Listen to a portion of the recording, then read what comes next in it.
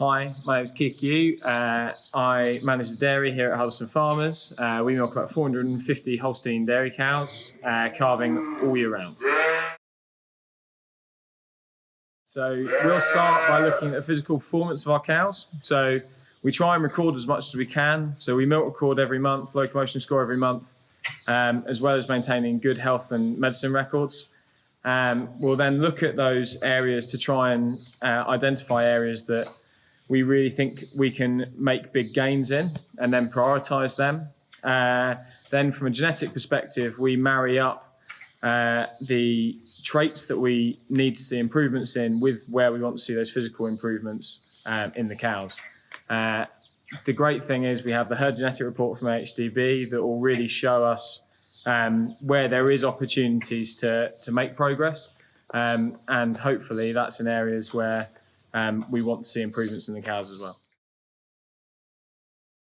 So when we're setting our breeding goals, we're really looking at least 5 years out. I guess by the time you've bred that cow, she's had a calf, and that calf's made it into the milking herd. We're really looking at a 4 to 5 year timeline.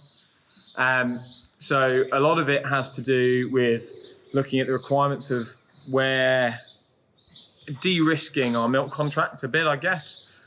So we've just spent the last 2 or 3 years trying to increase our fat and protein percentages and increase our weight of fat and protein rather than pushing for milk.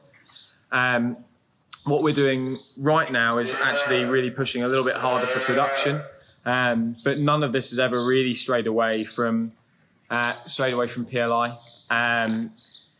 We think PLI will be there or thereabouts exactly for us. So our initial focus will be on ranking the animals we want to breed with PLI and then tweaking the genetics we select based on the back of our desired outcomes. Our end goal is to produce milk as sustainably as we can. To do that, we think if we get a great team of people and create a brilliant environment from those cows, and then we combine that with cows that have great genetics, then we'll end up being as sustainable as we possibly can. The big gaps probably or areas for improvement that are going to make us more sustainable are going to be increasing production, probably first and foremost, but doing that and also improving lifespan. You know, the more months we get out of these cows and the more days we get out of these cows, the fewer replacements we need to breed. But the biggest area we've probably been focusing on is about dropping overall body size and body weight. We use maintenance pretty hard to select both on a male and a female side. We just don't need to be breeding these big cows that are eating more and they're producing a lot more waste. And probably end up causing us more problems when things go a little wrong. We really take the view that we need cows to be healthy. There's no point producing milk and not sticking it in a tank. And so one of our big goals will be to improve lifespan as much as possible. We've veered away from getting down into smaller and smaller traits because, to be honest, lifespan is a measure of cows not leaving the herd. And all of the other negative health events cause those cows to leave the herd. So if we can increase production and increase lifespan, then that's a really good way for us to try and keep as much milk in the tank and try and become as efficient as we possibly can. Okay, so optimizing our heifer inventory is probably one of our biggest opportunities to reduce waste on the dairy. We want to be generating the highest genetic merit heifers we can. We know how many we need every month.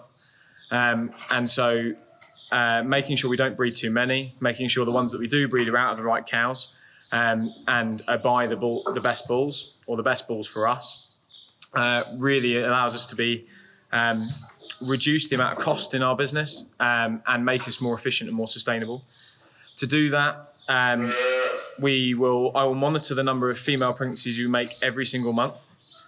We rank all the cows based on our genetic index that we use, and then I will put a line in the sand to say, okay, so everything below that on our index we're going to put to beef, everything above that we'll put to dairy, and then after that in combination with that we use an awful lot of sex semen, so we'll use sex semen on both maiden heifers and milking cows, There is some conventional that goes onto both of those systems as well, and an awful lot of beef. Recently, we've started beefing a large chunk of our maiden heifers as well that don't quite make the grade. And so by managing that every month and tweaking our cut-off, it really allows us to try and be as efficient as we possibly can, not keep too many spare heifers knocking around.